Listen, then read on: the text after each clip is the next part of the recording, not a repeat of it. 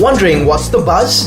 Then tune into Happy Hours for your dose of all that matters. The exclusive HR podcast by NHRDN in partnership with Timber Media, podcaster for India Inc. Hello everyone, a very warm welcome to yet another episode of Happy Hours. I'm Lionel Paul David, Vice President of NHRDN Chennai chapter, and I'm your host for today. I'm joined by a HR veteran, Amit Das, who is currently Director HR, and CHRO, Bennett, Coleman Co Limited, popularly known as Times Group, India's most diversified and profitable media conglomerate. In NHRDN's Happy Hours podcast, leaders speak from their heart, sharing personal stories, ideas, and perspectives. I'm sure from today's freewheeling chat with Amit, we will gain incredible, inspiring, and practical insights from his leadership journey. Hello, Amit. Thank you for taking time to join us today. Welcome to Happy Hours, and how are you today? Thank you, Lionel. I'm doing fine. I hope you are also doing fine. And thanks for inviting me for this webcast, or the podcast to be precise. That's great, Amit. Thanks for asking me, and I'm good too. Let's get started. Our show has two segments, and our first is Bottoms Up, a candid chat where we would love to hear you speak from your heart and share stories and anecdotes from your journey. I'm sure you will agree with me that 30 plus years in a corporate world is a long journey. Unless a person is very clear about what matters and what is meaningful, one cannot be so successful, especially in leadership roles. So can you share a little bit more about your passion, purpose, and the aspects of HR profession that you found as meaningful and fulfilling? Sure, Lionel. First of all, thank you for bringing up something that's very, very close to my heart, and I'm incredibly passionate about it. So as an individual, I think I strongly believe that it's very essential to know your sense of purpose, and which always have helped me to navigate that uncharted terrain like a North Star. So over the last 3 decades that I have been in this HR profession, I have been following this belief, and I strongly believe that it must have helped me and also people who have walked around me in both my professional world as well as beyond that as well, to garner, the kind of sense of purpose that I believe in, and also help them get their sense of purpose in life at whatever life cycle stage they are in. So let me explain this with an example. So imagine you are driving on a highway. Now this road that you are traveling represents your mission. But what is also important is to ask yourself, why are you on this journey? And also, how are you going to reach your destination? So now, if you use this analogy in your personal and professional space, you will find your answers obviously. The why answers your purpose, how maybe the map that is giving you the direction, which are basically the guiding values, and the different milestones that you achieve on your way to your mission are the various accomplishments that you have achieved. Now let me explain this in the context of our organization. So Times Group, is India's largest media conglomerate, but we have a core DNA of a 185 years old startup. So in a VUCA business ecosystem where 85% of the global corporations in the Fortune 500 list have disappeared in the last 50 years, I strongly believe that it is our overarching purpose which has helped us in Times Group to sustain our leadership in the media sector for such a long period of time. Our endeavor as HR professionals have always been to align the heart and minds of our employees with the overarching purpose of the organization. So with multi-generational workforce that we have today, the challenge has always been to ensure the alignment of the varying needs and the priorities of our multi-generational workforce with this overarching purpose, and also ensuring that their behaviors and actions that we achieve successful deliverables are aligned with our DNA or the core values which are extremely close to our heart. So alignment and synchronization of organization and individual purpose has fostered trust and credibility for us as an employer, where employees always displayed their discretionary effort to walk that extra mile beyond their call of duty. For example, when we recently had, interns joining from the various premier business school campuses, our primary focus was to honor the organization's commitment on the offers rolled out and stick to their joining date, despite all the business disruptions due to COVID-19 pandemic. In addition to providing them a meaningful learning stint through a virtual mode. Having done that, the next focus was to create an unique virtual internship program which acclimatized them with the company culture, values, and purpose. As a result, these interns today will obviously become our advocates who will definitely help share their compelling value propositions of our employer brand to thousands of other contacts and associates they must be having. Similarly, our Bennett Touch, which is our employee volunteering program, which is enabled by the right AI and machine learning technology, is another example of this kind of a customized alignment and fulfillment of purpose of each individual employee that we have. So this not only enhances the scale and experience of volunteering, but it creates a hyper-personalized framework by aggregating the volunteering opportunities across numerous NGOs through the right technology, which also provided our employees a convenience and choice in alignment with their own social purpose. So the result that we got is a 26%, not 26%, I think around 56% immediate hike in our volunteering activities in a span of 30 days. And it also helped us touch 15,000 plus lives across various locations in India in a short span of 30 days. When I reflect back, I not only feel a great sense of fulfillment of my own purpose, but my role as the HR leader has also provided me an opportunity to align and fulfill the purpose of numerous human beings with this overarching purpose of different organizations across different sectors that I have served in the last 3 decades of my professional journey. Okay, that's very profound. You've spent over 5 years with BCCL, the holding company of all the Times Group business entities. Tell us more about what makes you excited every Monday. What are the things that you look forward to and what keeps you motivated to kick butt all week?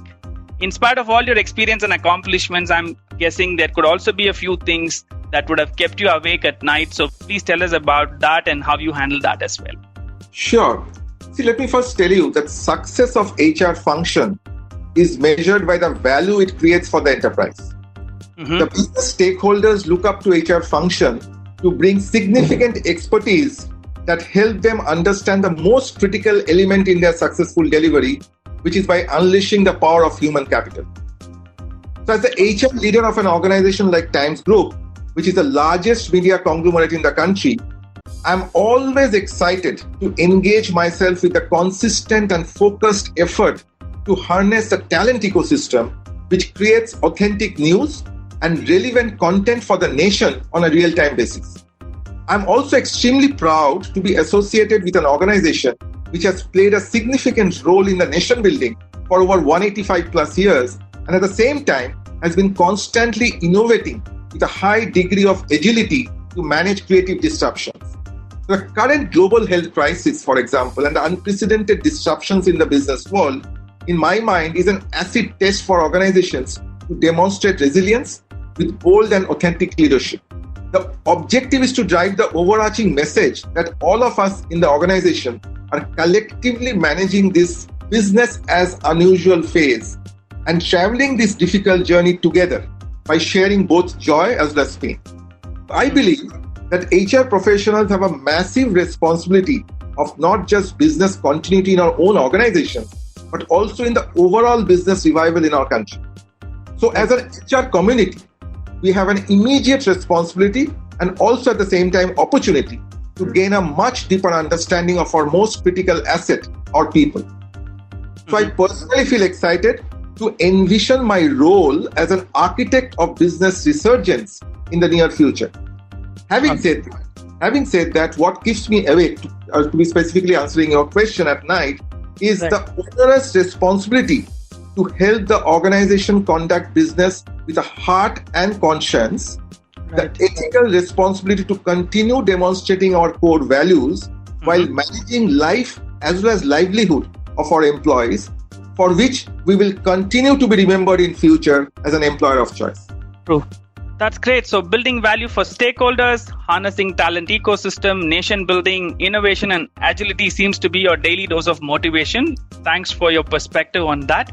Now, I would also like to hear your perspective on what's your definition of success? Has it changed over time? So tell us a bit more about your top 2 or 3 career defining moments or gratifying moments to understand that, so that we understand what gave you a huge sense of accomplishment and confidence over the 3 decades. Sure, this is an interesting question, Lionel, for which I think we need to first understand the definition of success. Right. So how do you measure success? Is it by happiness? Is it by wealth, achievement, reputation, good health, or by having a well-bonded family, for example? So everyone in my mind will have different perspective and a different answer depending on what they are looking for at different stages of journey in their own life. Okay. So maybe 30 years back, getting my first job from the engineering college campus and contributing something for my parents with my first salary was success to me.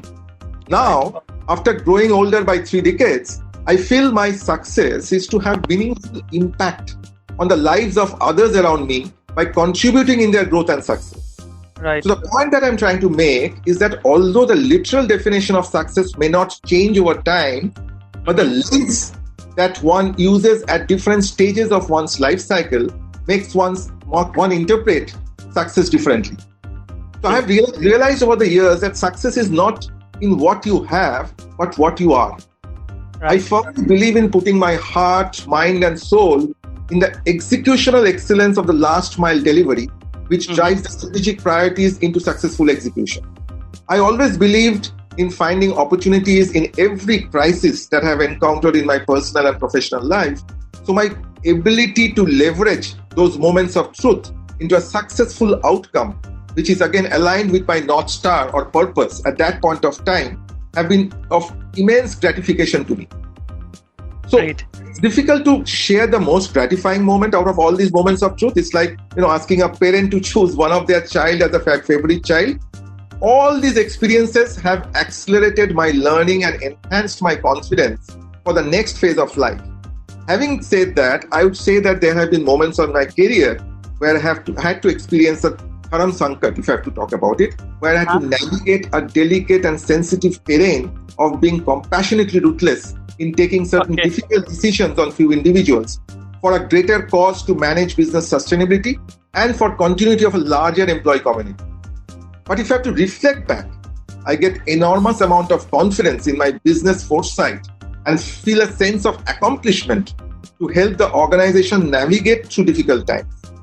It is extremely gratifying at the same time to get blessings from multitude of people who are impacted and touched in their personal as well as professional lives by my behaviors and actions from time to time.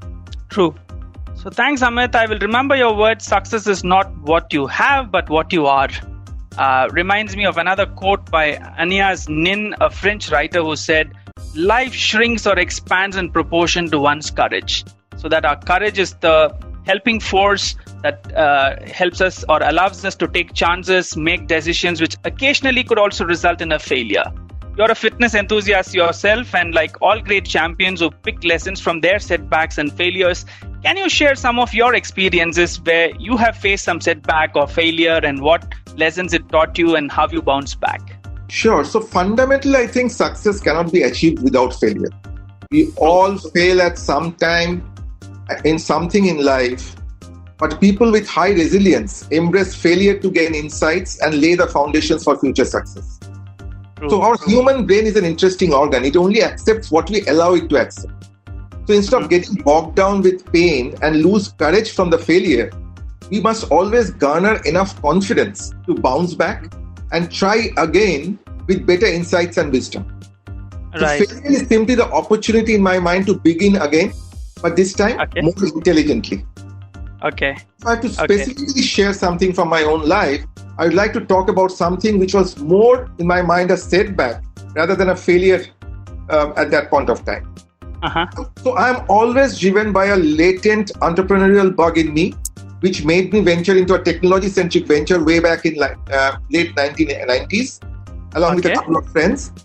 While we started with a big bang, but the Y2K event at that point of time and the related chaos that got created across the globe shifted the priorities of the business world, which came as a big blow to my startups, like any other startups at that point of time. So I'd like to look back at that event more as a setback and my failure to foresee the impact of global economic uncertainty as one of the critical factors beyond the power of idea and strength of our product which we started. So if I have to look back, the learnings and insights picked up from that failed venture has actually fueled my successful stints as a core leadership team member while setting up new business ventures and new revenue streams across the global geographies with both Indian and multinational organizations, Great. which I got associated subsequently. So I'm quite certain that my failed entrepreneurial stint has immensely contributed to my becoming a business-centric HR leader who is always driven by the enterprise value creation opportunity. True. So that reminds me of a Henry Ford's quote, failure is the only opportunity where we can intelligently begin again, right?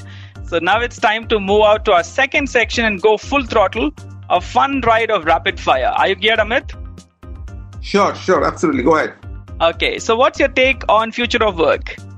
I think the future of work will be driven by my space, which will be location agnostic, technology enabled, with 24/7 access and connectivity. Okay, and your favorite quote? Clarity in one's mind drives behaviors and action. And if I have to quote one more, don't wait for an opportunity, create it. Okay, and if you were to crystal gaze into the post-COVID-19 new normal? I think it's an agile, networked and collaborative workforce in a digitally connected world of work, which will see a transformation of 3 Ws, which is work, workplace and workforce. Okay, so what would be your one advice to young HR professionals? I think my advice to them would be to empathize with the employees to help manage their aspirations and continuously unlearn HR to relearn the dynamic capabilities to bridge the expectation gaps of their business stakeholders. Great. And my last question to you, Amit, what are you currently curious about right now? I think I'm most curious right now with the invention of the COVID vaccine or the curative medicine that can save the mankind. Wow. Thank you so much, Amit. It was a highly engaging and a richly insightful chat for me, which I thoroughly enjoyed. I'm sure all our listeners enjoyed it as well and had a lot of practical inputs and takeaways. On behalf of NHRDN, and I once again thank you, Amit, for talking to us and for your time. I hope you had a good time as well. Thank you, Lionel. I really enjoyed my time talking to you, and thank you so much and all the best.